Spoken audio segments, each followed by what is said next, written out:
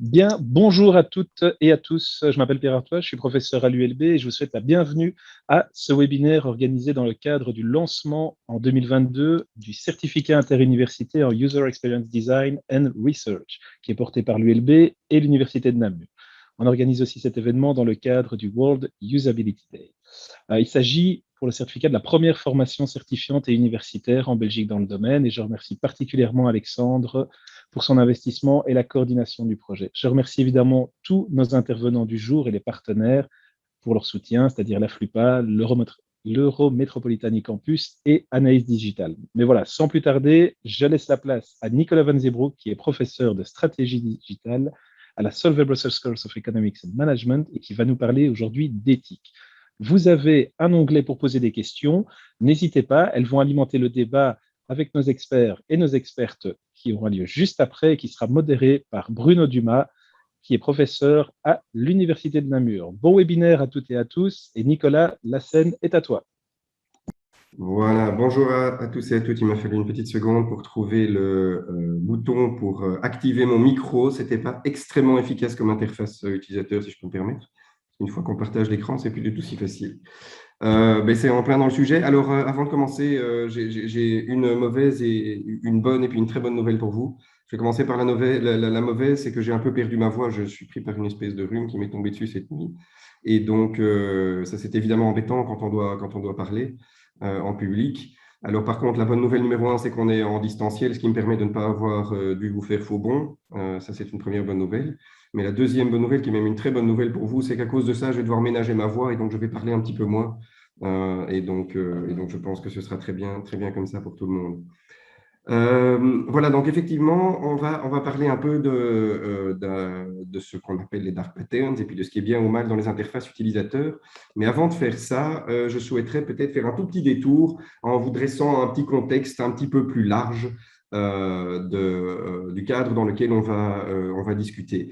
En fait, il y a, si on remonte aux racines même de ce que nous vivons aujourd'hui, qui est ce qu'on peut appeler parfois le capitalisme numérique, on a la racine du capitalisme lui-même, qui est l'idée de privatiser des biens communs et qui deviennent des moyens de production, de génération de valeur. Donc, cette privatisation des communs, comme on l'appelle, c'est l'essence même du capitalisme, mais elle a vraiment pris son essor à partir de ce grand mouvement qu'on a appelé le mouvement de l'enclosure en Angleterre, de la mise en clôture, qui est le moment dans l'histoire où on a commencé à clôturer les parcelles agricoles avec des murs comme ce que vous voyez ici. Et ça, en fait, c'est vraiment la logique capitaliste, c'est vraiment de privatiser la terre ou l'espace, c'est ensuite de privatiser le travail en engageant du personnel de manière exclusive, et puis de privatiser les outils. Et puis, tout cela, finalement, alimente la technologie qui est développée, qui est ensuite améliorée et qui permet de créer des produits qui sont finalement mis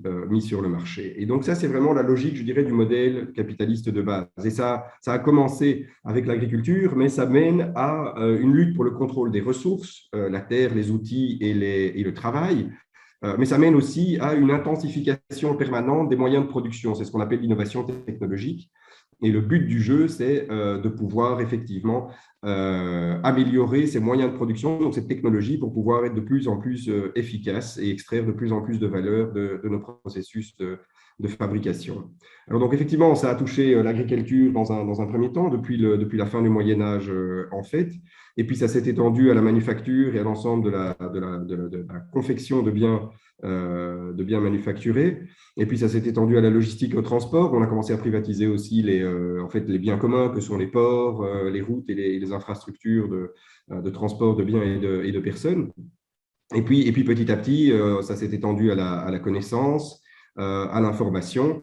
Et aujourd'hui, le tout grand enjeu, et ce qui nous occupe aujourd'hui, c'est celui de la vie privée, qui est le nouveau terrain de jeu de ce capitalisme numérique. Au lieu de privatiser des espaces, des personnes ou des travailleurs ou des outils, maintenant, on va jusqu'à privatiser la vie privée elle-même. Pour comprendre comment on en est arrivé là, il faut peut-être faire un petit parallèle, je crois que c'est utile, avec la deuxième révolution industrielle, celle de l'électricité. Au fond, le fluide essentiel, le fluide vital de l'économie, c'était l'énergie. De manière ironique d'ailleurs, avec les enjeux climatiques aujourd'hui, on est en train de revenir à ce paradigme où l'énergie est en train de redevenir le fluide essentiel. Mais typiquement, il y a une centaine d'années, quand l'électricité est arrivée, l'industrie, l'économie carburait à l'énergie. On s'est rendu compte que si on la produisait de manière centralisée, on atteignait des économies d'échelle. Et pour peu qu'on ait à ce moment-là un réseau de distribution de ce fluide qui était l'énergie, on pouvait voir apparaître tout un tas d'outils, d'appareils en fait, qui permettaient de consommer cette énergie, que ce soit dans les entreprises ou dans les ménages directement. Eh bien, si on fait un parallèle avec la situation qu'on vit aujourd'hui, il faut remplacer l'énergie par l'information et les services. Mais pour le reste, la matrice est exactement analogue, c'est-à-dire qu'on a des data centers dans lesquels on produit l'information et les services. On la distribue à travers des réseaux de télécommunications, qu'ils soient filaires ou non filaires. Et ça a donné lieu, ça a permis l'essor de toute une panoplie d'outils, d'appareils, on va dire des devices en anglais, qui permettent de consommer cette information et ces services.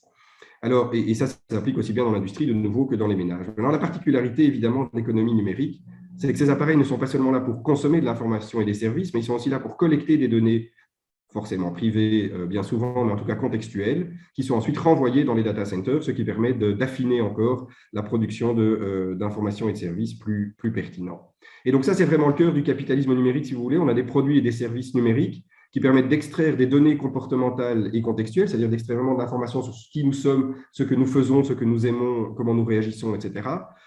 Ces données alimentent de la technologie, en l'occurrence des algorithmes d'intelligence artificielle, qui permettent alors d'une part d'améliorer les produits et les services, et en particulier du coup leur interface et l'expérience utilisateur, on va y revenir, mais qui d'autre part permettent en fait de formuler des prédictions de comportement, c'est-à-dire de prédire comment vous, en tant que consommateur, vous allez réagir à tel ou tel stimulus, et puis de vendre ces prédictions à des annonceurs ou à des entreprises qui sont intéressées par ces prédictions et qui pourraient dès lors souhaiter viser une population qui est susceptible de réagir de telle ou telle manière, que ce soit à des fins politiques, commerciales ou autres d'ailleurs.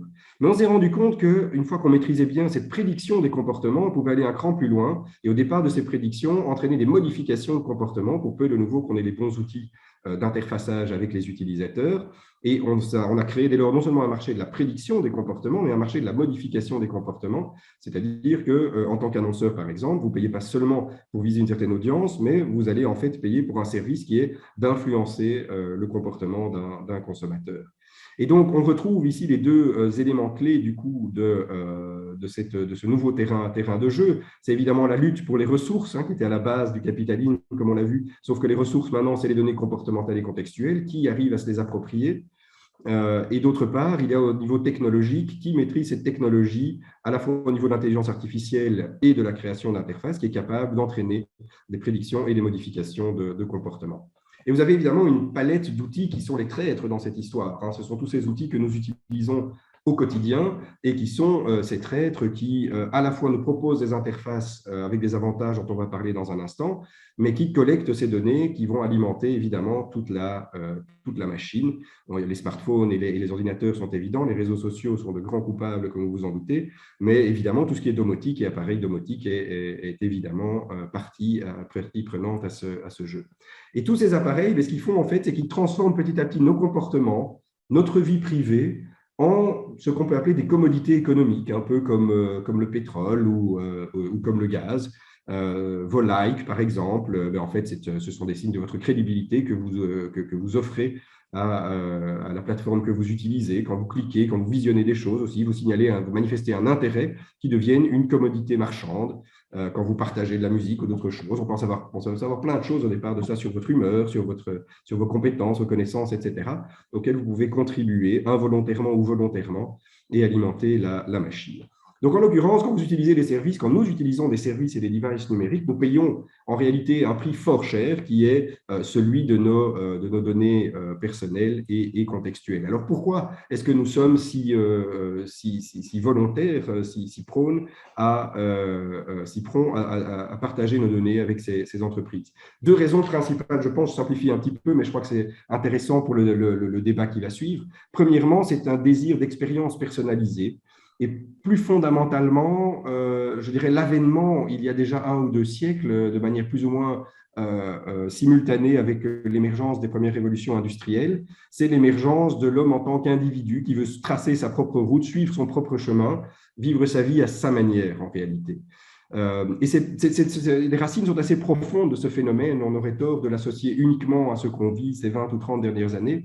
Le mouvement vers la volonté de sortir des sentiers battus et de tracer sa propre voie et d'être servi de manière personnalisée, ces racines sont assez anciennes et profondes, mais elles ont fait le succès de beaucoup de produits et de services numériques aujourd'hui. Une des premières entreprises à avoir compris cela magnifiquement, c'est Apple avec l'iPod au départ, qui était finalement le premier appareil qui a vraiment permis à tout un chacun de consommer la musique de manière non seulement légale, mais de manière totalement personnalisée, en achetant des chansons à l'unité, par exemple, et en se constituant ses propres playlists. Donc, il y a cette logique de personnalisation qui est là, qui est très, très forte, et qui est, je pense, d'ailleurs, un moteur essentiel de la transformation digitale au sens large. Après, il y a un deuxième élément très important, c'est le confort d'utilisation. C'est que nous sommes une espèce, finalement, somme toute, en tant qu'humains, relativement, si pas oisive, en tout cas avec quelques penchants au confort et à la paresse. Et donc, effectivement, nous sommes attirés par des expériences, par des interfaces qui sont particulièrement confortables. Qu'est-ce qu'on entend par là? Ce sont des interfaces, ce sont des appareils, ce sont des produits, des services qui éliminent les points de friction et tous les points un peu douloureux dans un processus. Autrement dit, qui nous simplifient la vie. Les Américains adorent dire que le but du monde moderne, c'est de permettre aux individus de vivre une vie efficace. Alors, je ne suis pas personnellement très grand fan de l'expression, mais le moteur qu'il y a derrière, c'est effectivement d'avoir des expériences qui soient plus simples et moins prises de tête, si vous me passez l'expression. Et c'est un peu la poursuite le but premier de construire des interfaces utilisateurs, des expériences utilisateurs, c'est d'éliminer au maximum les frictions, chose que Uber, par exemple, a extrêmement bien compris. En trouvant une manière alternative de rendre le service du taxi, mais avec très, très peu de friction, chose que les taxis ont beaucoup de mal à comprendre, malheureusement. Alors, Amazon est l'un des tout grands champions dans cette affaire. C'est l'une des premières entreprises à avoir vraiment fait de l'élimination des frictions dans ses interfaces utilisateurs une obsession totale. Et ce double désir d'expérience personnalisée et de confort d'utilisation font de nous des proies extrêmement faciles et dociles pour cette machine à prédire et à modifier nos comportements. Alors la question, évidemment, ça c'est la deuxième partie de ma petite intervention ici, c'est au fond comment est-ce qu'on influence les comportements dans le monde digital en particulier, mais d'abord plus fondamentalement, comment est-ce qu'on conçoit des produits ou des services ou des interfaces qui amènent à modifier des comportements. Vous connaissez sûrement l'exemple de la petite mouche dans l'urinoir. Ces messieurs, en tout cas, qui nous suivent certainement, c'est une manière de gamifier le service qui entraîne ces messieurs à viser correctement plutôt qu'à éclabousser toute la salle de bain. C'est un tout petit exemple d'interface utilisateur amené à modifier un comportement. Et donc, on a un nom pour ça, entre autres choses, dans la littérature, on parle du registre des technologies persuasives, c'est-à-dire ces technologies qui amènent à modifier la manière dont nous pensons et dont nous nous comportons. Et finalement, c'est la rencontre du design, et en particulier du design informatique, et de la psychologie. Alors, si on remontait un petit peu plus loin dans le temps, je ne vais pas passer trop de temps là-dessus, mais en réalité, l'idée même que le design des produits et que le design des interfaces comprennent une partie de persuasion, en réalité, c'est relativement tautologique. C'est-à-dire que tout design est toujours, ou presque toujours, nécessairement associé à une tentative au moins de convaincre, de persuader ou d'entraîner à penser ou à agir d'une certaine manière. Donc, ce n'est pas un phénomène véritablement nouveau. Par contre, ce qui est intéressant, c'est de comprendre quels sont les moteurs de ces modifications de comportement. Il y a un modèle que je trouve intéressant, ce n'est pas le seul, mais c'est celui qui a été proposé par Fogg, qui est un peu l'inventeur du concept de technologie persuasive, et qui nous dit, au fond, pour qu'une action soit menée par un individu, il faut la rencontre de trois choses. Il faut que l'individu soit motivé pour réaliser cette action.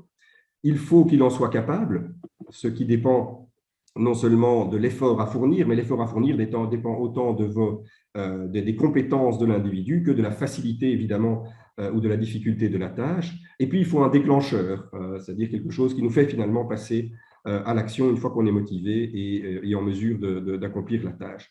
Et donc, quand on veut modifier des comportements, il faut travailler un peu sur ces trois dimensions, essayer d'augmenter la motivation à réaliser un comportement, faciliter la tâche de telle manière que ça devienne sans effort et que du coup l'arbitrage soit très facile à faire, et puis avoir un petit déclencheur, un petit trigger qui donne envie de passer à l'action. Alors vous pouvez appliquer maintenant ce modèle à différentes situations que vous allez rencontrer sur des interfaces numériques, sur des plateformes numériques. Pensez bêtement à la manière dont Facebook, par exemple, arrive à persuader ses utilisateurs d'ajouter une photo de profil. Vous avez un petit snapshot ici de ce à quoi ressemble votre profil quand vous venez de le créer. Vous avez un grand vide là au-dessus. Bon, vous savez que la nature n'aime pas le vide, donc on a envie de remplir ce vide déjà naturellement. Vous avez là un petit bouton avec un appareil photo qui vous fait comprendre que si vous aviez la bonne idée de mettre une photo, ça serait par là que ça se passe. Et plutôt que de vous faire rentrer dans 1000 menus et sous-menus pour trouver votre profil, etc., il vous suffit de cliquer sur ce petit appareil photo, sur la photo de profil, et on vous propose immédiatement d'en télécharger une ou même d'en prendre une à la volée. Et donc, on a rendu la tâche à la fois très facile, à la fois très nécessaire, ou en tout cas nous motiver, parce que ce vide, on ne l'aime pas et on a envie de le remplir. Et enfin, le déclencheur est là, parce qu'il y a un petit bouton, il suffit de cliquer et l'affaire est faite. Vous pouvez appliquer ça aussi à Amazon, surfer un peu sur Amazon par exemple, qui sont un peu les champions de la catégorie, regardez un peu de quelle manière ils vous amènent à rendre la décision d'achat la plus facile possible, avec notamment le one-click shopping qu'ils avaient inventé eux-mêmes. Vous choisissez un produit, vous cliquez sur un bouton et paf, la commande est directement enregistrée. Donc ce bonhomme, Jeff Bezos, disait déjà il y a plus de 20 ans, en 98, quand Amazon avait quelques années à peine, que la grande force d'Amazon, c'était d'avoir compris comment fonctionnait l'e-commerce mieux que personne d'autre. Et il avait la modestie de dire lui-même, mais ça ne représente que 2% de ce que nous saurons dans 5 ans. Je vous assure que rétrospectivement, on peut dire que ce n'est que 2 pour 1000 de ce qu'ils savent aujourd'hui, certainement. Et pourquoi? Parce qu'ils sont les champions de cette stratégie qui vise à améliorer de manière continue ce modèle. Comment est-ce qu'on fait ça? Comment est-ce qu'on perfectionne cette machine? Essentiellement en se concentrant sur les données et sur le captage des données qui nous permettent de profiler les personnes, mais également de mesurer les résultats de nos interfaces ou de nos prédictions, et puis de faire des expériences, c'est-à-dire de modifier des petites choses, de splitter, donc de diviser l'échantillon des utilisateurs en 2 groupes aléatoires, et puis de mesurer très rapidement si cette petite modification a un effet positif ou négatif sur les résultats. Et vous améliorez avec ça vos algorithmes d'intelligence artificielle qui fournissent les prédictions et vos interfaces utilisateurs, vos expériences utilisateurs, jusqu'à arriver à quelque chose qui soit le plus parfait, le plus efficace possible. Donc Amazon est vraiment l'une des entreprises qui fait cela de manière très systématique. C'est loin d'être la seule, mais si vous faites le test avec 2 ordinateurs différents, vous verrez régulièrement que si vous allez exactement au même endroit sur Amazon, vous aurez parfois 2 versions très légèrement différentes de la page, comme ici par exemple avec des voitures qu'on vous propose tout en noir et blanc ou bien en couleur. En réalité, vous avez été sélectionné dans une expérience aléatoire qui vise à regarder si vous êtes plus enclin à passer à l'achat quand il y a des couleurs ou quand il n'y en a pas. C'est une toute petite chose qui teste. Alors, si vous imaginez qu'Amazon fait des tests comme cela tous les jours depuis 25 ans, vous comprenez la conviction avec laquelle Jeff Bezos dit qu'il connaît l'e-commerce mieux que personne. Alors évidemment, on comprend très vite, et ça m'amène au point qui va faire l'objet du débat dans un instant, c'est évidemment, est-ce qu'il n'y a pas un côté obscur à tout cela?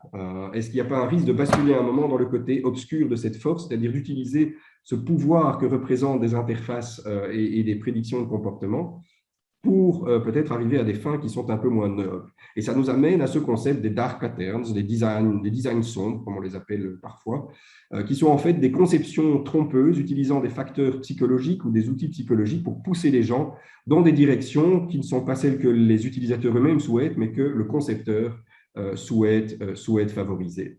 Alors, sur base de cette définition, on peut en fait catégoriser les différents types de design patterns considérés comme sombres ou obscurs de différentes manières, mais c'est une catégorisation que j'aime bien. Je vais passer rapidement à travers, si vous me le permettez. Et en fait, 5 grandes familles de design patterns qui sont considérées comme assez sombres: l'insistance, l'obstruction, le fait de se faufiler, l'interférence dans l'interface et les actions forcées. Je vais vous donner des petits exemples rapides de ces différents mécanismes. Un que vous connaissez certainement, c'est l'insistance. C'est l'un des plus irritants naturellement. C'est quand vous avez une notification qui apparaît et on ne vous laisse pas le choix entre dire « je ne veux plus jamais voir ça » ou bien « si, je suis content ». On vous laisse le choix entre « je suis content » ou « pas cette fois-ci, mais redemande-moi ça la prochaine fois ». Et donc, on va revenir évidemment à la charge et vous reposer systématiquement la question jusqu'à ce que vous finissiez de guerre lasse par obtempérer. Ça, c'est le mécanisme d'insistance que vous trouverez plein de formes, évidemment, sur le web. Vous avez aussi l'obstruction. Alors, l'obstruction, c'est le fait justement de ne pas rendre une tâche facile, mais de rendre la tâche qui est non souhaitée, de la rendre difficile. Je vous parlais tout à l'heure de Facebook qui avait rendu tellement facile le fait de charger une photo que vous ne devez pas rentrer dans un menu pour le faire, vous le faites directement depuis votre page, donc à n'importe quel endroit du site. Apple, au début, par exemple, petit setting qui permettait d'éviter d'être suivi par les publicités, il fallait aller dans toute une série de menus dans les premières versions de l'iOS pour trouver ce paramètre. Donc, vous avez bien rendu la tâche bien compliquée. Vous avez évidemment, ça c'est un grand classique du moment, depuis le RGPD, vous savez que vous devez valider votre acceptation des cookies. Le nombre de sites sur lesquels on ne vous laisse pas le choix entre oui, je veux les cookies ou non, je ne les veux pas, mais plutôt oui, je veux les cookies ou ah, mais si je clique ici, je vais trouver toutes les options alternatives qui me sont possibles. Vous conviendrez que l'option de dire non est nettement moins facile que l'option qui consiste à dire oui. Tout cela est évidemment parfaitement intentionnel. Alors parfois, ça va encore un cran plus loin. On vous dit, n'ayez pas peur, prenez cet abonnement, c'est sans engagement, vous pouvez annuler l'abonnement à tout moment, mais bien sûr, quand vous voulez l'abonner, vous vous rendez compte que ça ne se fait pas en ligne, que tout d'un coup, il faut appeler par téléphone un service qui, bien sûr, ne répond jamais, même si on vous le promet 24 heures sur 24. Et donc voilà, tout ça, c'est ce qu'on appelle des formes d'obstruction. On va vous rendre la tâche qu'on ne souhaite pas que vous accomplissiez, on va vous la rendre un petit peu plus compliquée. Troisième catégorie, on peut aussi essayer de cacher, de dissimuler des choses ou de se faufiler discrètement dans l'interface en vous faisant accepter des choses. Par exemple, vous pouvez ici, sur cette petite plateforme, vous pouvez vous désabonner d'un certain nombre de newsletters, ce qui sous-entend que vous ne voulez plus entendre parler d'eux, mais en fait, vous devez accepter le privacy statement qui, en réalité, autorise ces gens à transférer vos données personnelles vers d'autres entreprises ou d'autres pays. Et évidemment, là, on vous noie un peu le poisson. On dit, mais je voulais me désabonner, et finalement, je suis obligé d'accepter un truc, c'est un peu bizarre. Donc ça, vous avez évidemment toutes sortes de moyens de cacher de l'information. Le pattern suivant, d'ailleurs, ici, est un peu à cheval entre les deux, dans la mesure où on vous propose ici d'accepter les termes et conditions pour pouvoir acheter quelque chose et confirmer votre panier d'achat. Mais en fait, vous avez un petit bouton More Info qui a l'air d'être là, innocent, et quand vous le déroulez, vous apprenez que ces termes et conditions supposent que vous acceptez par défaut que ces gens vous contactent par mail ou par email. Donc, vous aviez là accepté quelque chose sans même le savoir, on vous l'avait caché. Bon, après, vous avez évidemment des moyens plus ou moins honnêtes intellectuellement de décrédibiliser ce qu'on ne veut pas que vous fassiez.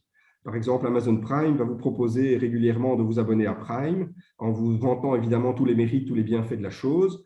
Et puis, si vous ne voulez pas le faire, vous n'avez pas juste un bouton qui est non merci, mais c'est non merci, je ne veux pas de ce truc génial, formidable, extraordinaire qui va changer ma vie et qui va tellement me rendre la vie plus simple. Non, non, je ne veux pas de ça. Et on vous oblige à être d'accord avec cette affirmation pour refuser simplement de souscrire à une offre qu'on vous propose. Donc là, on est de nouveau ce qu'on appelle l'interférence de l'interface qui interfère avec votre raisonnement en décrédibilisant par exemple l'action ou en essayant de manière de nouveau à peine honnête de provoquer chez vous un sentiment d'urgence. Booking, ce sont les grands spécialistes en la matière. Vous avez sûrement fait l'expérience, vous voulez réserver un séjour quelque part, vous avez trouvé l'hôtel de vos rêves, et bien sûr, vous allez voir apparaître en rouge, de préférence en clignotant, attention, ce truc est très demandé pour le moment, il n'y a plus que 4 chambres, donc tous les moyens sont bons pour vous mettre la pression et vous dire ne tardez pas une seule seconde, si vous revenez demain, ce sera trop tard. Par parenthèse, vous aurez remarqué que ce genre de truc, on n'a pas eu besoin du web pour faire ce genre de choses. Les vendeurs de porte-à-porte et par téléphone sont très forts pour faire ce genre de choses également. Autre chose qui est bien connue en marketing, de nouveau avant le web, mais qu'on retrouve évidemment allègrement sur les interfaces web modernes, c'est ce qu'on appelle l'anchoring ou parfois l'exploitation d'un phénomène qu'on appelle d'un principe qu'on appelle le decoy effect, qui est le principe en fait de vous donner des comparaisons de prix qui vous amènent à modifier votre échelle de valeur. Si on vous proposait juste un choix entre 3 $ ici ou 7 $ en gros, vous allez peut-être hésiter. Mais si on vous dit attention, parce que la vraie offre, en fait, c'est 18 $, vous direz, oh, mais alors 7, c'est rien du tout. Et donc, ça vous amène à comparer les choses avec des bornes supérieures, donc de modifier les bornes avec lesquelles vous comparez. Et ça provoque, les études en marketing et en psychologie le montrent très, très bien. Ça amène les gens à dépenser plus que ce qu'ils auraient pensé dépenser à l'origine. Et puis, le dernier type de dark pattern, mais ce sont les actions forcées. C'est quand on ne vous laisse simplement pas le choix. Microsoft fait cela et ça irrite beaucoup d'utilisateurs. D'ailleurs, maintenant, ils sont un tout petit peu revenus en arrière.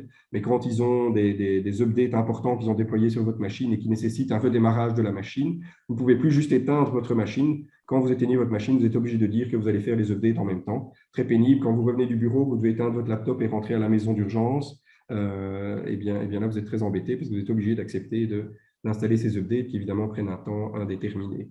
Donc là, vous allez trouver aussi une panoplie d'interfaces qui vous amènent à faire des choses que vous n'aviez pas choisies.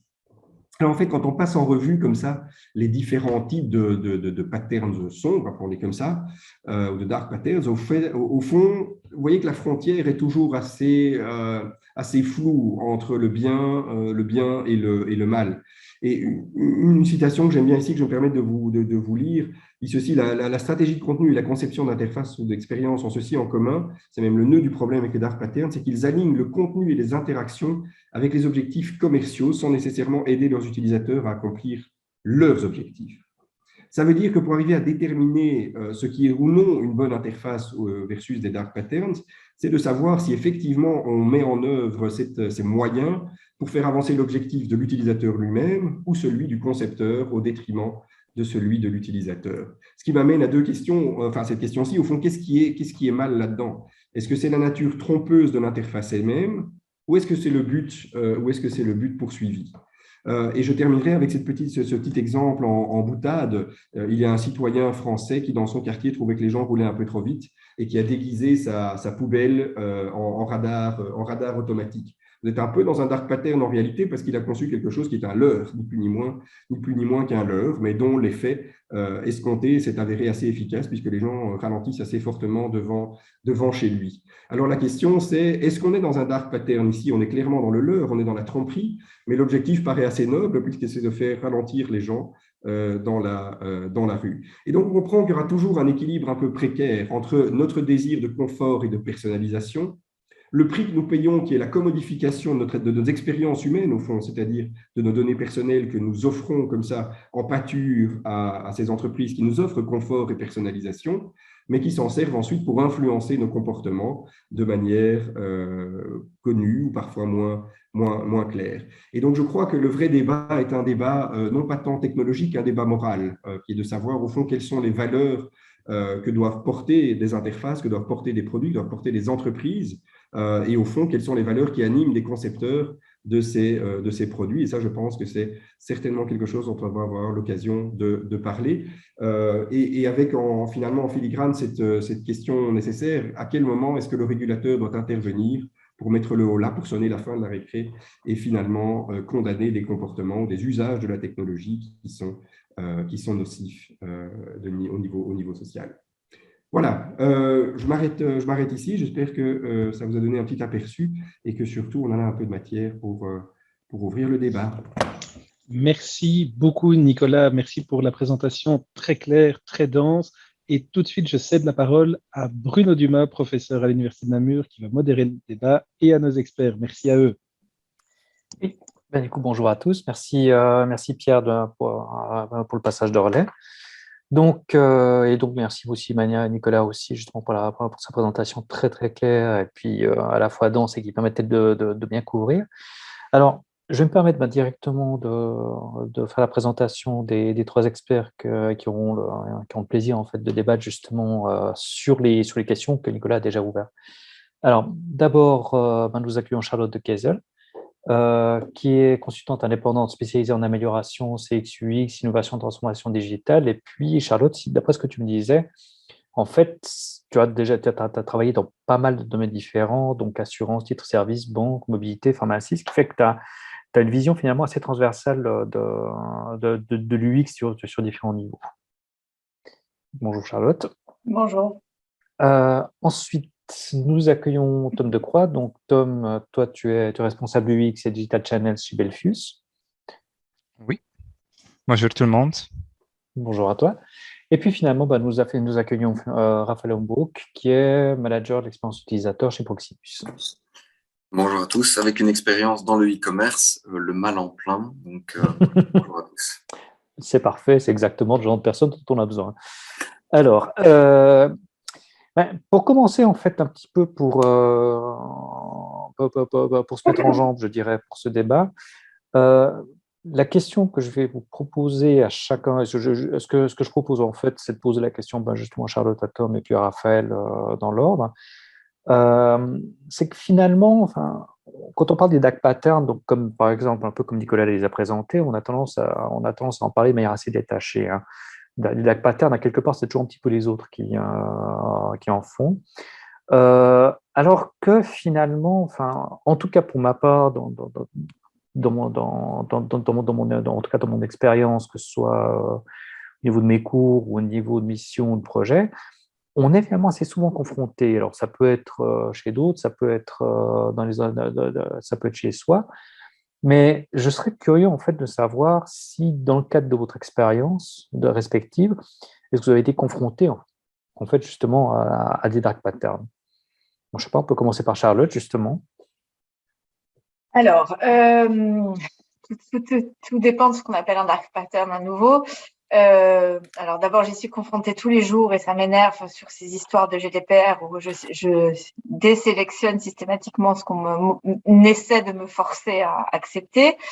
Dans la vie professionnelle, en fait, j'ai travaillé pour un constructeur automobile l'année dernière où clairement, en situation de confinement, eh bien, on n'avait plus de showroom, donc on n'avait plus que le site web. Et là, comment on encourage les gens à aller demander des essais de voitures, à aller demander des brochures, puisqu'on n'a plus que ça. Voilà. Donc, on peut appeler ça de l'expérience utilisateur. On peut appeler ça aussi parfois des choses qui sont discutables sans rentrer dans des dark patterns. L'idée, ce qu'on a essayé de défendre, c'est de proposer en fait le plus de choses possibles, notamment via des petits menus, justement pas hamburger, mais visibles, en traquant les clics avec des outils comme Hotjar ou Content Square pour s'assurer qu'on répondait au mieux aux attentes, parce que pour moi c'est vraiment important de rester pas dans le dark justement, mais de coller au mieux à la fois à des besoins d'utilisateurs et des objectifs commerciaux, parce que à un moment, surtout quand on est consultant, on accompagne, on est vraiment là avec un objectif de rentabilité. Voilà, je peux détailler plus si tu veux après, mais je peux laisser parler mes collègues aussi. Ouais. Mais c'est justement ce que j'ai proposé, mais j'ai pris quelques notes et on va rebondir, je pense, là-dessus. Tom, de ton côté? Chez moi, moi j'ai juste l'expérience avec notre mobile app parce que ça fait depuis 8 ans maintenant que je suis un peu dans le lead de notre mobile application chez Belfius. Mais dès le début, c'était vraiment l'utilisateur qui était au milieu de ce qu'on a conceptualisé. Donc, on utilise les behavioral design techniques, on les utilise, je dois être honnête avec ça. Mais notre policy est vraiment d'être transparent et de ne pas utiliser des dark patterns pour décevoir le client vers des choses qu'il ne veut pas faire. Un exemple, c'est quand on a conceptualisé l'application pour vraiment le top tâche du client, c'est consulter le solde. Et ça, c'est toujours ce qu'il va voir immédiatement après avoir son login. Mais je dis aussi, on a aussi des objectifs commerciaux et on pense aussi, on doit dire au client, c'était une des choses, si un client a beaucoup de choix, c'est vraiment difficile pour lui de faire un choix et il y a un cognitive load qui s'implique là-dedans. Donc, pour aussi lui aider, on doit donner un peu d'assistance. Donc, par exemple, si un client veut acheter un carte crédit, donc il a en tête, je veux un carte crédit, on veut aussi lui aider. Quelle est la carte crédit qui va le plus lui aider? Est-ce qu'il a besoin d'un assurance d'annulation, par exemple?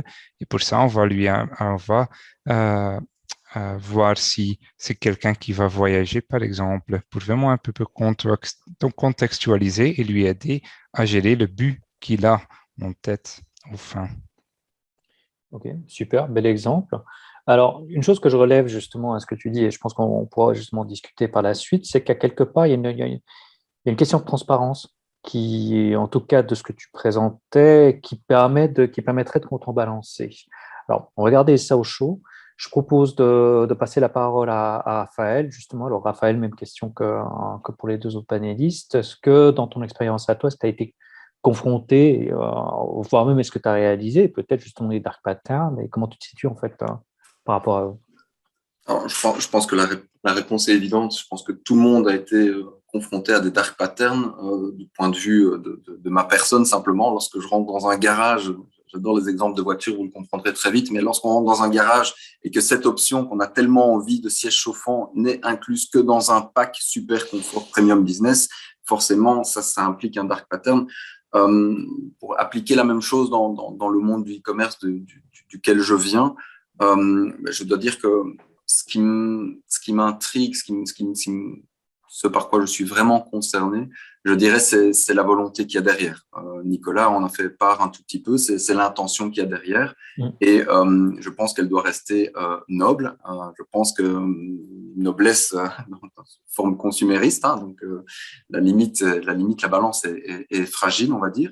Mais c'est évident que les dark patterns sont là, peut-être pas volontairement, peut-être pas dans le but d'utiliser un dark pattern, peut-être plus dans le but de vendre plus que la concurrence, simplement. Et là, je pense que le choix, il est à l'utilisateur d'accepter ou non un petit peu le jeu et de rentrer un petit peu dans cette danse. Maintenant, évidemment, c'est de manière insinueuse.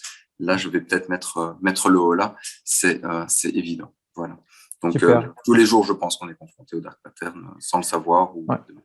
Il y a une chose que les trois vous avez relevée, en fait, et c'était déjà présent dans la présentation de Nicolas, en tout cas, c'est que vous avez d'un côté l'objectif commercial, vendre, faire du chiffre d'affaires, et de l'autre côté, l'objectif de l'utilisateur, qui là va dépendre bien évidemment du site, mais qui va être suivant, si je prends ton exemple de voiture, qui va être, je souhaite un siège chauffant, quel que soit en fait le modèle.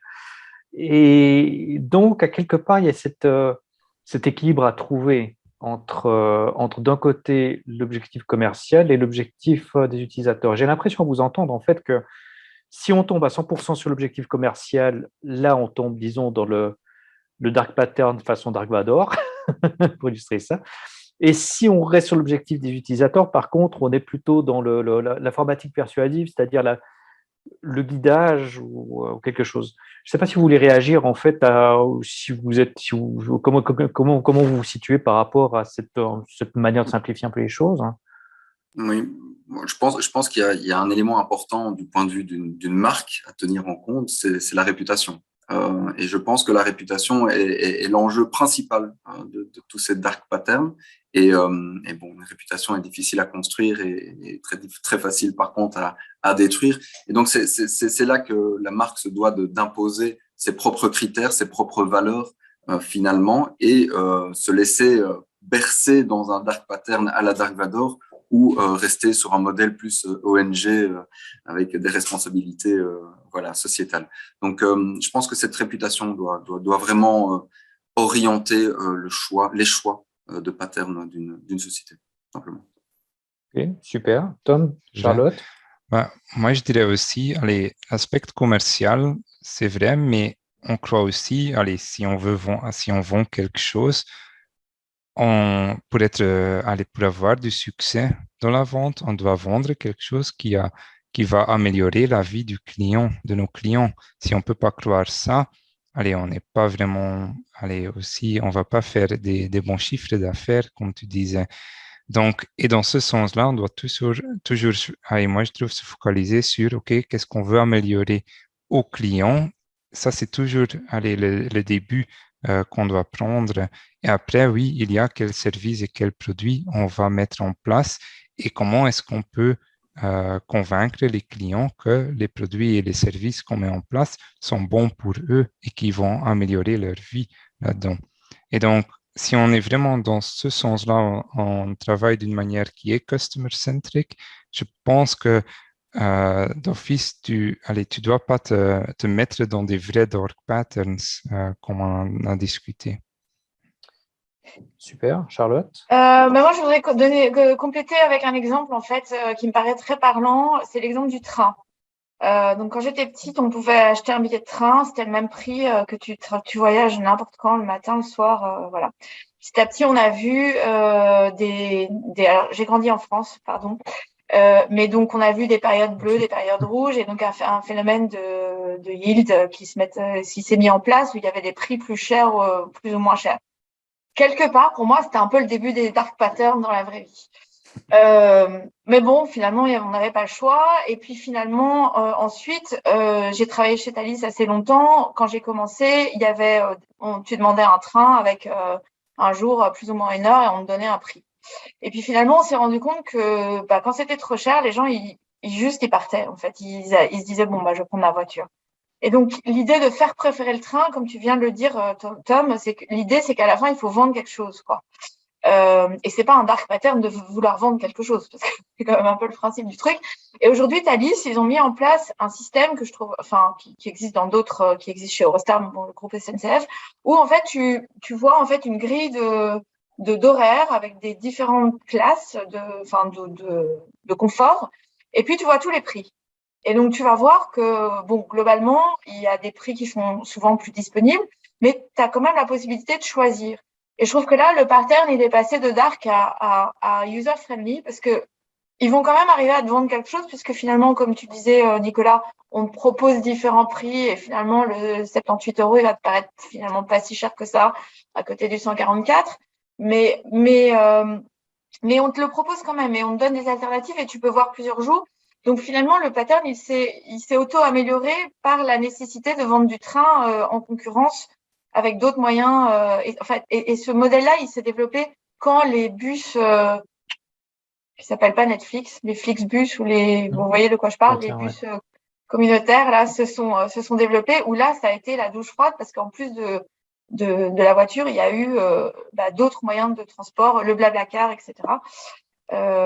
Donc voilà, je trouve que finalement, les gens qui savent, les sociétés qui savent tirer bénéfice de cette possibilité, enfin, se recentrer sur les différents usages, tout en finalement poussant un petit peu quand même les gens là où ils veulent, ben, ouais, c'est un modèle qui fonctionne bien au final.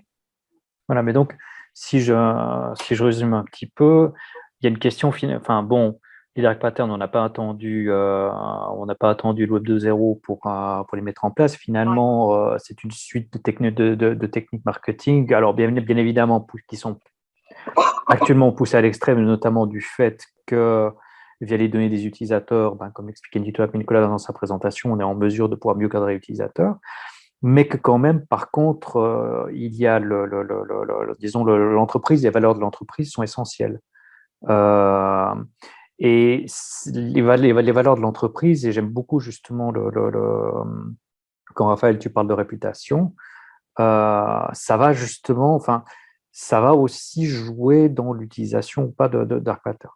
Alors, je vois passer une question du public que je trouve très intéressante, donc du coup, je vais aller la chercher. Donc, Mélanie Banlow qui nous demande, enfin, qui nous dit que la réputation peut aider à donner un cadre éthique, sauf quand une entreprise, au hasard comme Amazon ou Facebook, ont le monopole.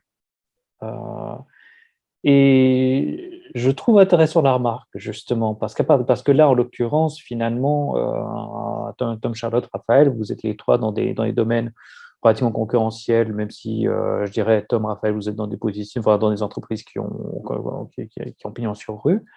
Par contre, c'est vrai qu'un Amazon a atteint, en fait, il est dans l'exploitation, très honnêtement, des dark patterns, dans un but d'optimisation à l'extrême en fait du processus. Est-ce que, quand on parle de Dark Vador, est-ce qu'Amazon est tombé un petit peu du côté Dark Vador ou est-ce qu'il y a quand même une question d'image qui est quand même encore présente et qui va continuer à les guider?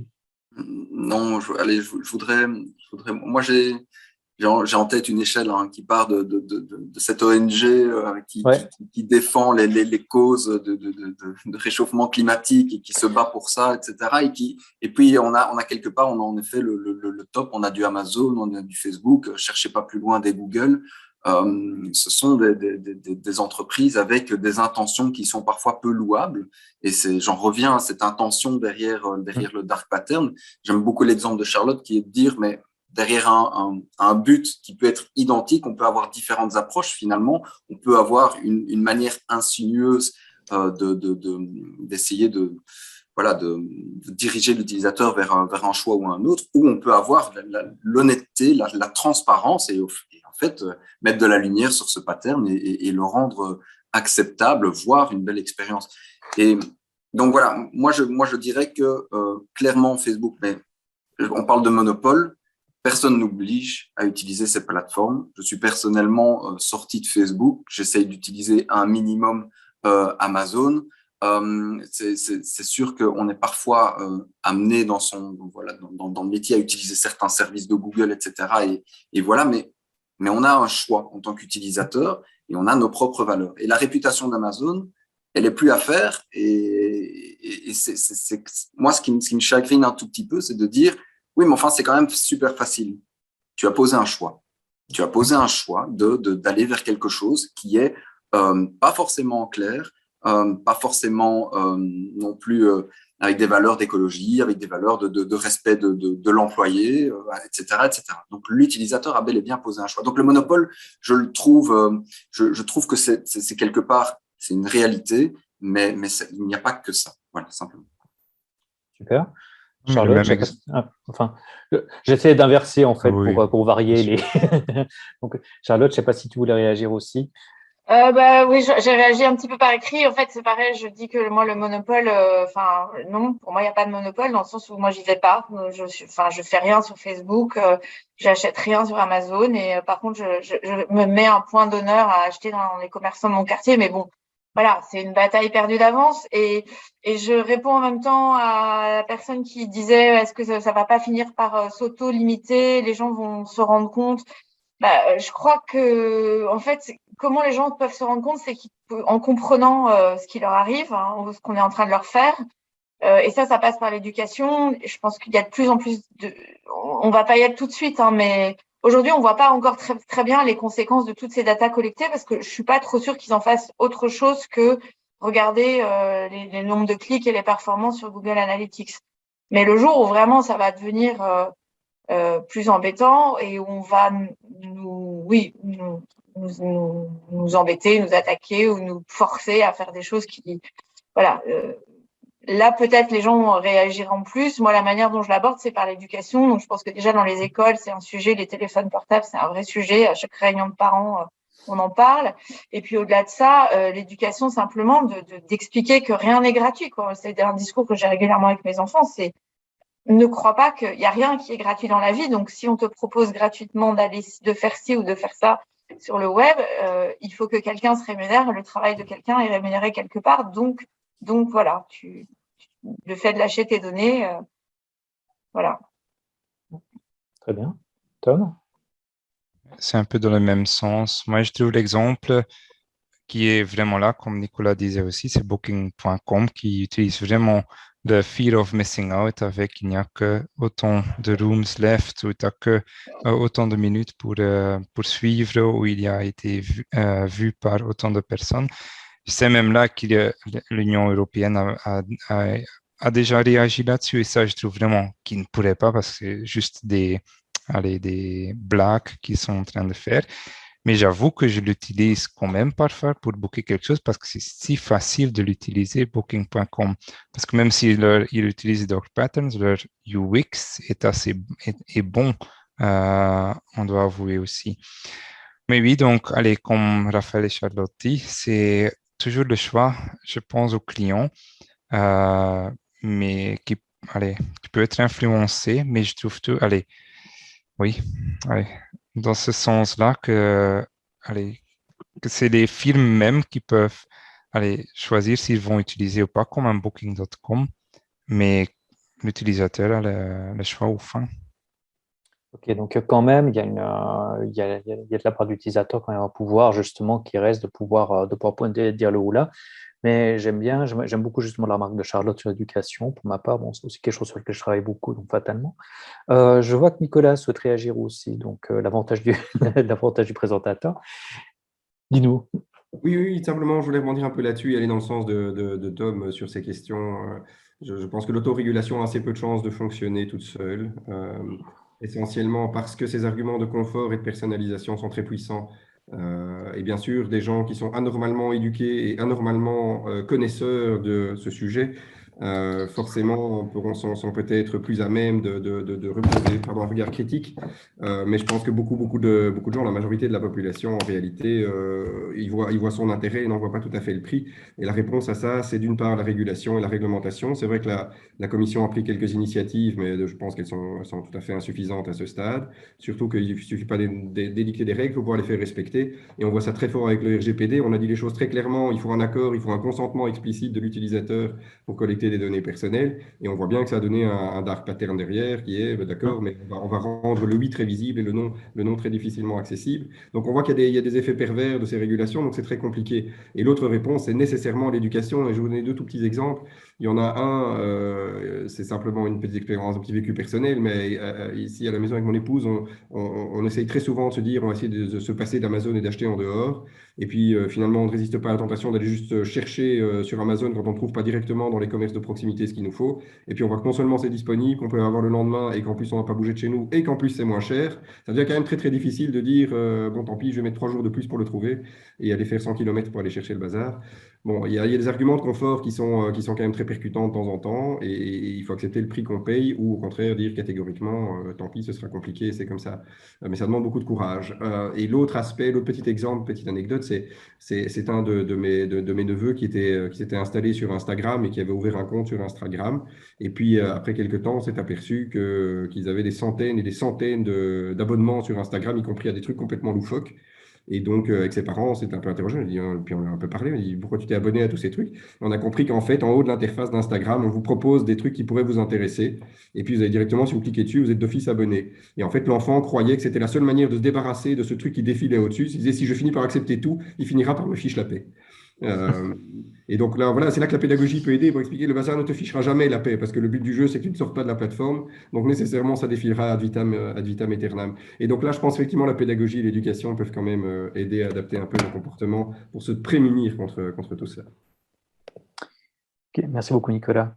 On parlait justement, on va rester encore 30 secondes peut-être sur la régulation. Et là, pour le coup, l'exemple du RGPD est assez intéressant parce que fondamentalement, tel que le RGPD a été écrit, son but était littéralement de demander aux entreprises est-ce que vous avez besoin vraiment de collecter toutes les données. Sauf qu'il a eu effectivement l'effet inverse, donc ça te parlerait Nicolas, plutôt de créer une sorte de nouveau marché d'outils de gestion des données. Et là, c'est vrai que les panneaux d'acceptation de cookies, en l'occurrence, sont le royaume absolu du dark pattern. Est-ce que, en fait, du coup, et là, je vais me retourner de nouveau vers Charlotte, Raphaël et Tom, est-ce que la régulation, vous y croyez, vous? Est-ce que, disons, l'Union européenne, justement, qui poserait un équivalent RGPD, disons, mais plutôt orienté vers alors, ils ne prendront pas de dark pattern, mais disons de forcer la main des consommateurs. Bon, on va poser ça comme ça. Est-ce que ça aurait une chance ou bien est-ce qu'on se retrouve en fait de nouveau avec des acteurs qui contourneraient finalement les règles? Charlotte, je vois que tu lèves la main. Oui, écoute, oui, je voulais deux commentaires. D'abord, on a beaucoup de chance de vivre en Europe parce que je pense que même si c'est pas parfait, on est quand même bien mieux protégé qu'aux États-Unis. Et peut-être que ce serait le boulot d'organismes comme la FLUPA de faire du lobby sur ce genre de sujet-là, parce que les gens de l'Europe, ils sont très sympas, mais c'est pas des gens très digitaux, toujours très aware de ce qui peut se passer à ce niveau-là. Ça, c'est la première chose. Et puis là, en termes de régulation, là, je travaille en ce moment dans une boîte pharma. Ou alors là, c'est la douche froide au niveau digital parce que on peut rien faire sur le site web. C'est tellement réglementé, les médecins ne peuvent accéder qu'avec un code d'accès. Et là, tu passes d'un monde de commercial très commercial à rien. Et je me dis que le jour où on va atteindre à la santé des gens, alors que ce soit la santé mentale, et ça commence, on commence à avoir des trucs sur le fait qu'Instagram pousse les jeunes filles au suicide et des trucs comme ça. Le jour où on va atteindre à la santé des gens, là, la régulation va d'un coup exploser et on va complètement couper. Et quelque part, j'allais dire, c'est bien et en même temps, c'est dommage d'attendre que ça devienne grave pour réguler. Mais moi, quand même, j'y crois. Je crois quand même que on est dans des pays où l'éducation fait partie des choses qui sont payées avec nos impôts. Donc c'est pas la même partout, mais c'est quand même un moyen d'atteindre les enfants, de faire évoluer les comportements, les mentalités.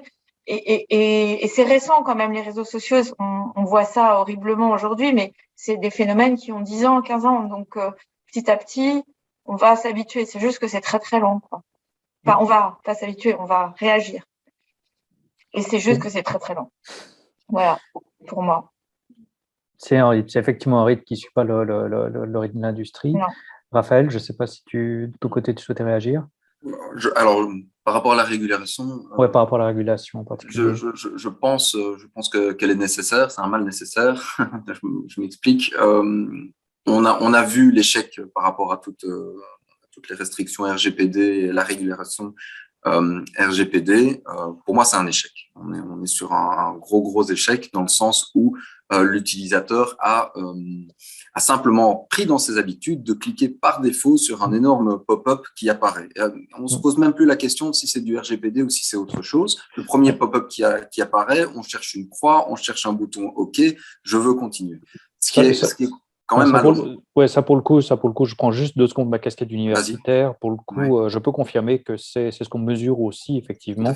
C'est pas seulement, donc c'est pas juste de l'observation, on a fait l'expérience avec beaucoup d'utilisateurs. Le OK tout accepté est systématique et en fait, souvent, il n'y a même pas de réalisation de ce qui se cache derrière le panneau de cookies. Absolument. Voilà, excuse-moi. Il existe même des bots que tu peux mettre dans tes web browsers qui vont accepter automatiquement tous les pop-up. Tu les vois même plus. Donc, Raphaël, excuse-moi, je t'interrompais. Donc... Non, mais c'est intéressant parce qu'on a fait également de la recherche à ce niveau-là chez nous et j'étais vraiment effaré par la réaction des gens. Bon, évidemment, c'est ce qu'ils disent et c'est pas comment ils agissent, mais même dans leurs agissements, on remarquait qu'en fait, mais j'en ai rien à faire de cette box. Permettez-moi d'aller visiter votre site et puis c'est tout. Avec le sentiment que ça allait être dégradé. De nouveau, personne n'a dit que ça serait dégradé derrière. Mais par contre, c'est ancré quelque part puisque d'autres ont déjà poussé le vice jusqu'à dégrader l'expérience si on n'acceptait pas les cookies. Voilà, on pousse sans cesse les limites. Donc pour moi, la régulation, elle est nécessaire. Maintenant, dans la manière, moi, j'aurais trouvé intéressant bien sûr, de parler de transparence des data, même si l'utilisateur semble ne pas avoir à faire, mais ça demande un effort aux entreprises de mettre en place cette transparence, mais surtout de cadrer l'usage des data qui sont utilisées. Pour moi, la nouvelle valeur indice sur le marché, c'est plus l'or, c'est bel et bien le data. On en parle déjà maintenant, c'est pas quelque chose de demain, c'est aujourd'hui. On se bat pour ça a un coût immense. Et j'ai le sentiment que l'Europe, du moins, aurait dû vraiment canaliser cette utilisation de data. C'est à des fins strictement réglementées, dans un certain cadre, pas question d'échange, de monétiser cette data à d'autres éléments. Alors bien sûr, on se confronte aux États-Unis, moins facile, où ça semble être l'Eldorado, on fait ce qu'on veut, mais je trouve que le rôle de l'Europe là aurait été plus fort que simplement un petit toast message quelque part au-dessus de nos fenêtres qui semblent juste nous embêter un peu plus. Voilà. C'est ça, c'est de la friction, en fait, pour parler UX. Ils ont introduit de la friction, en fait, et qui est quasi systématique. Et donc là, particulièrement pour les personnes qui font de l'UX tous les jours, je pense qu'il n'y a pas besoin de donner plus de détails sur la problématique que cela induit. Et je pense qu'on aurait indiqué dès le début, si je terminerai comme ça, par... en allant sur un site, vous acceptez par définition qu'ils fassent usage de votre donnée, certaines données, c'est celles que vous avez vous-même données. On parle de vos données personnelles dans certains cas, mais que ça reste dans le cadre de ce site et de cette utilisation-là. Et que j'ai tous les moyens après de simplement effacer ces données ou de les contrôler. Mais voilà, c'est peut-être un pari qu'ils n'ont pas eu. Ouais. Super, merci. Tom ? Tu es le dernier à parler sur les questions de la régulation, peut-être. Je ne sais pas si tu avais aussi. En termes de GDPR et de privacy, en termes de banque, on est vraiment directement impliqué là-dedans. Et je pense aussi que c'est une bonne chose. On a un privacy, un département qui gère vraiment le privacy et qui va voir que tous les projets qu'on fait, toutes les choses qu'on fait, qu'on est toujours bon avec les régulations de ça. Et donc aussi dans notre policy, on a vraiment quelque chose qui dit qu'on est transparent là-dedans, qu'on veut avoir l'utilisateur en contrôle.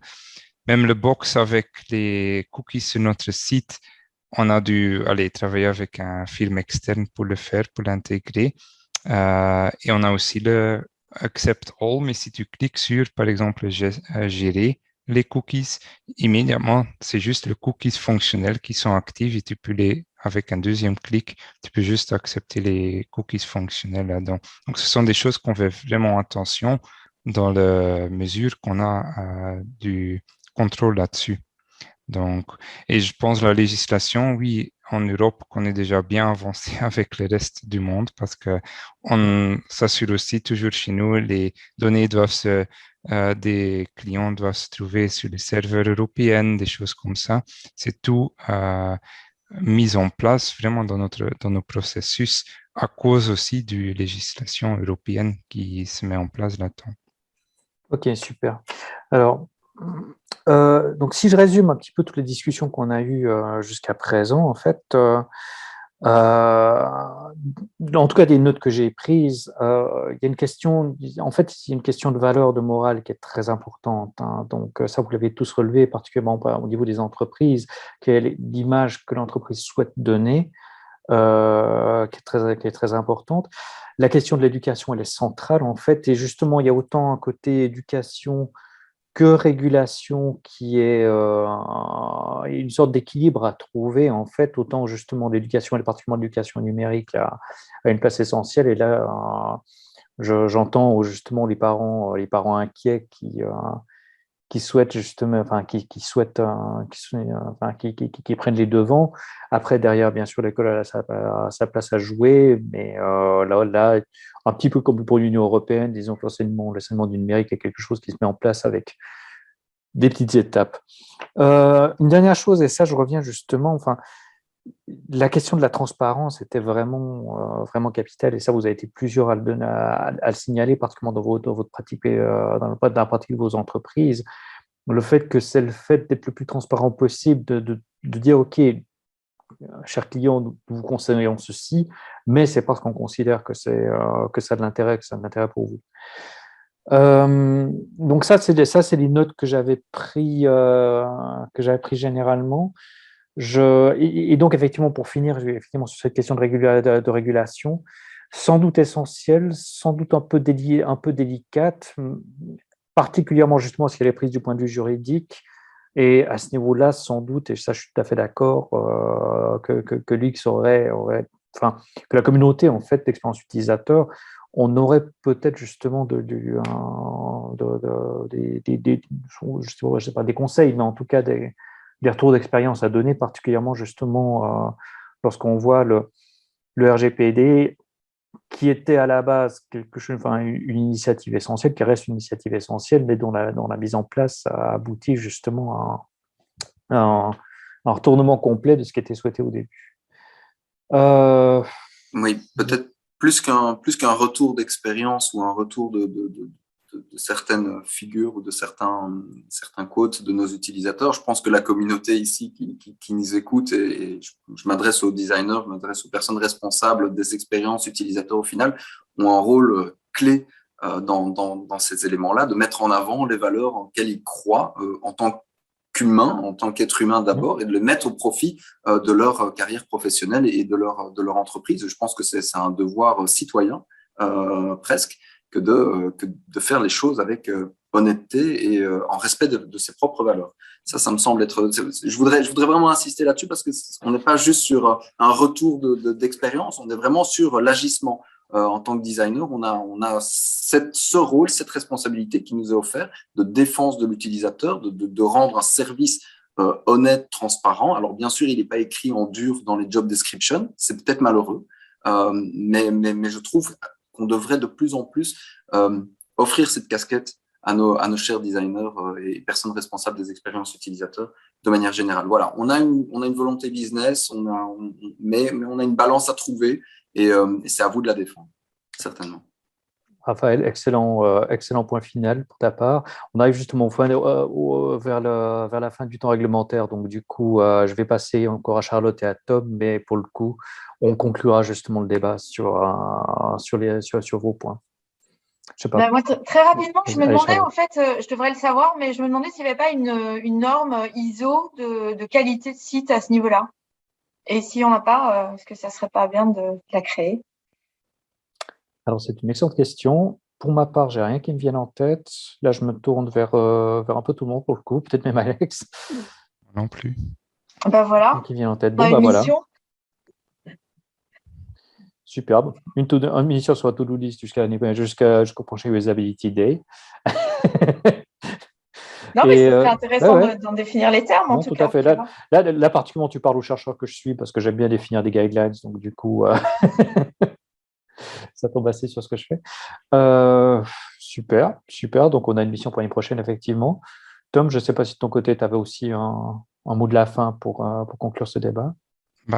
Juste que je suis Raphaël, donc c'est à nous de toujours veiller qu'on utilise les bons principes et qu'on soit transparent à ce qu'on fait.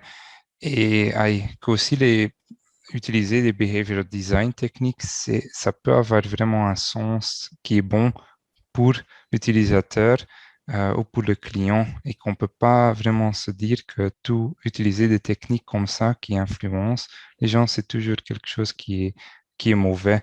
J'aime un peu l'exemple aussi de IKEA, qu'au fin, tu dois faire la file aux caisses, mais après que tu as fait la file, tu as l'opportunité d'acheter un hot dog ou des frites à un prix 1 euro ou quelque chose que c'est pour que tu sors du magasin avec un sens heureux et que tu as oublié l'expérience de faire la file pendant peut-être une demi-heure à la caisse. Et donc, c'est un win-win situation pour IKEA et pour l'utilisateur là qui sort avec une bonne sens. Ok, très bien. Je pense qu'on a fait le tour. Dans les questions du public, j'ai vu qu'en fait les différents intervenants répondaient aussi un peu au fur et à mesure. Il y a quelques questions ou quelques points ouverts qui restent. Il y a il y en a peut-être un qui est intéressant. C'est celui sur les solutions proposées par Tim Berners-Lee sur la centralisation de la notion de consentement. Alors ça, je dois dire que pour ma part, ça fait une dizaine d'années que je vois arriver ça. Le problème, c'est que ça va être très, très différent en fait vous devez fondamentalement changer carrément toute l'architecture du web. Alors, Tim Berners-Lee va y penser parce que c'est lui qui a conçu le web, mais ça demanderait en fait une réflexion de très, très bas niveau à laquelle je pense qu'on est loin. À mon avis, encore au niveau de la régulation, je pense que c'est l'Europe qui a la meilleure chance. Voilà. Je pense qu'on va s'arrêter là. Merci encore à Raphaël, Tom et Charlotte pour le temps consacré à répondre à discuter, à répondre aussi aux questions, que ce soit en direct ou par texte. Pierre, je crois que je te repasse la main du coup. Écoute Bruno, merci beaucoup pour l'animation. Merci beaucoup à Nicolas aussi pour la présentation très intéressante et pour tous les échanges que ça a suscité. On espère, comme Alexandre vous l'a mis dans le chat, que ça vous a plu. On vous a mis un petit sondage, un petit insight. Si vous souhaitez avoir plus d'événements de ce type-là, n'hésitez pas à le remplir. Ça va nous aider à essayer de répondre à vos attentes. Si vous souhaitez avoir plus d'infos sur la formation, vous avez le lien sur les pages web aussi qui vous ont été mis dans le chat. Et on ne vous dit pas au revoir, mais plutôt à bientôt, vu les nombreuses questions qu'il y a eu. Merci beaucoup et bonne journée à tout le monde.